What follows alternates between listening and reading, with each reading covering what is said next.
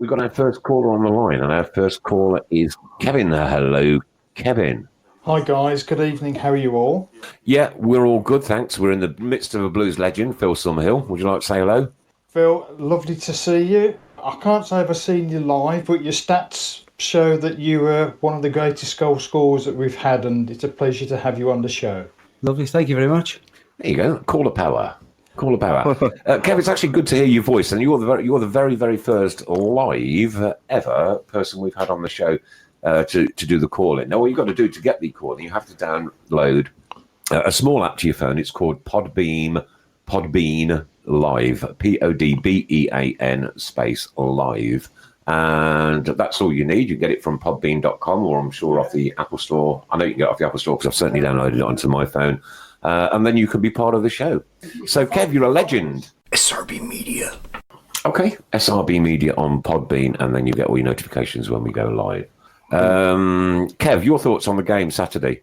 Yeah, I mean, first of all, just a quick word on the app and actually trialing this technology. If I can do it, I'm sure any of our support base can do it. Hey, well put, mate. So, Saturday's game, yeah, I agree with you, Nick. Very bright start, first 10 minutes. Then, once Preston settled, I think everybody was visibly upset, and the sound level went down in the stadium when we seemed to just drop 20 yards back towards our own goal line. Yeah, played far too deep.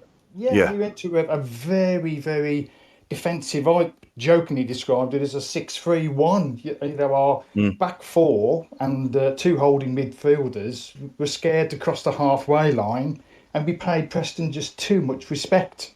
Yeah. We've actually played into their hands, to be fair, Kev. Yeah, I think so. I think, they just, like a lot of away teams, know they've got to just weather the storm first 10 minutes, settle in, and then try and get a foothold in the game, and they've done exactly that. But we ended up with such a chasm between our back six, I jokingly but realistically say, and our three of Bellingham, Marabchi and Crowley, and Duke was just lost up top on his own, flicking balls on to nobody. He got bullied out of the game as well, Duke, didn't he? He was absolutely battered, mullered him.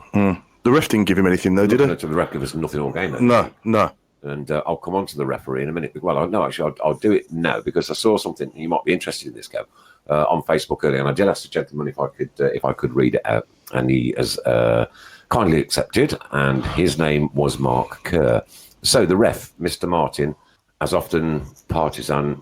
Overseen. Sorry, right, I'll put my glasses on because it's so much better. So the ref, Mr. Martin, has now overseen Preston win 11 out of 15 games that he has reffed. I smell a rat. He stops play twice when we're attacking because of head injuries, that were leg injuries. Give them fouls for challenges when we ignored similar challenges against us. Alex Neil called for the drinks break, not the ref, because the Blues were getting on top.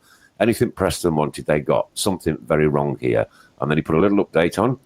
Turns out the ref is a vile fan from Staffordshire. How could he be allowed to ref our matches? EFL, not fit for purpose. By the way, did I watch the game on Blue? I did watch the game live on Blues TV, as I live in Dubai. And the commentary team regularly made reference to the way Alex Neil was instructing the ref. Thanks for that comment, Mark, all the way out there in Dubai. And what's your take on that, Kev? Yeah, I think there is a very peculiar alignment of facts and stats there. And I think also with the EFL being based in Preston, they probably have no particular allegiance to Preston, but yeah. I think it's part of that started the derogatory chants against the EFL going round the ground, and frustration that the team weren't performing particularly well.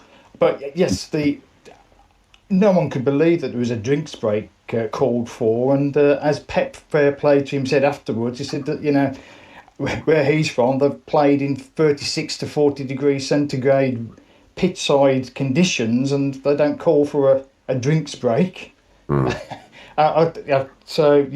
lost our momentum with that. We were building a little at that point, and we lost that momentum with that drinks break. So if that is becoming a feature that's accessible to managers in the EFL, across the EFL leagues, then it's almost going to become like calling a timeout in American football. Yeah. Do it at a strategic time for certain impact. On one hand, Kevin, I can actually understand it because it was hot in the stadium, and our players aren't used to playing in usually in the heat. You know, we suffer the cold February Tuesday nights, etc., etc. I'm sure Phil will remember plenty back in the day, and I can understand calling for a drinks break, but maybe the referee should have organised that. Spoke to the two managers beforehand and said, halfway through this half, I'm going to stop play for a refreshment break. I think that's okay with the both of you. Can I just say though? I think obviously the ref was poor, the officials were poor, but we were as well. Even if we'd have had a good referee, I don't think we'd have playing like that. We wouldn't have got anywhere. We were still playing them. We wouldn't have, and we made Preston look like Barcelona. We were just playing far too deep. I've never seen a team enjoy playing out from the back so much. We just weren't putting them under any pressure, and they were just tippy-tapping it around their penalty box with none of our players anywhere near them. I'd just like to say, was that because of the conditions? Are allowed to play out. No, we've got Jude Bellingham out on the left. He was on the left one. So that was kind of out of sorts. Really, he's not an out winger. Crowley on the right. It wasn't working. All over the place. Everything was all over the place. Yeah, I can understand why he started it though after the result of Charlton with that team. Yes, but obviously, once you see that it's not working after sort of Andrews, I know. Yeah, Davis and Sunich in the middle is a bit. This is St Andrews. This is where we should be ripping teams apart. Yeah, home, I agree. To their own crowd. The sky was, beautifully blue. We wore out in t-shirts. Yeah, and then the team hardly turned up. No, I know. Yeah, yeah. Very, very defensive tactics and very strange. Anything else for you, Kev?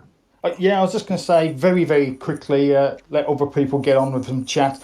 Pep just paid Preston too much respect. Far too much. Yeah. Once we made changes, Jimenez, Villalba, Magoma coming on. That was almost the lineup we should have started with because we improved so much in the last 20 minutes, but it was all a bit plenty, but a bit too late. But for me, I've always been, in my comments that I've put on regularly over the weeks, been an advocate of patience for Pep because I think he's inherited a difficult situation and he's making a good fist of it. But Saturday's game's the first time, and I thought, well, he's earned the right to be there for the foreseeable future, but I fear he's not the long-term solution for our dong ball revolution. Yeah. And I don't like this lurking presence of Javier Calm, who's now on the first team coaches bench on match days. Yeah, there's something definitely going on there at the something going on behind the scenes. I mean, my last line, and then I'll pop off, is really, I think if Pep achieves consistency, we're terribly inconsistent, I think he'll remain. But I would say to us, don't panic. We've got Calm, as in Javier Calm, to come in. And I do think we could see if things remain horribly inconsistent, I've still got a little bit of a feeling there'll be a change of management again in January. Okay. Wouldn't surprise me. Well, we'll hold you to that, Kev, and then we'll catch up certainly in January and chat whether you're right or whether you're wrong. Where are you sitting, Kev? Where do you sit in the ground? Before that, obviously, but we'll catch you in January and remind you. Just wanted to ask Kev, where do you sit, mate? Whereabouts you sit in the ground? I sit about 3 seats up from Ren Shandong in the director's box. Oh, okay. No, I don't. Just behind me then. No, I'm in block 27, but I always have a little look over my shoulder, and you can see that to see which of our owners are present and who's about. So I'm not far from you in the so-called posh seats. Nice talking to you, mate. Thank you. To talk to you, Kev. Thanks for being our very first caller on the Tilton Talk Show on Podbean. SRB Media.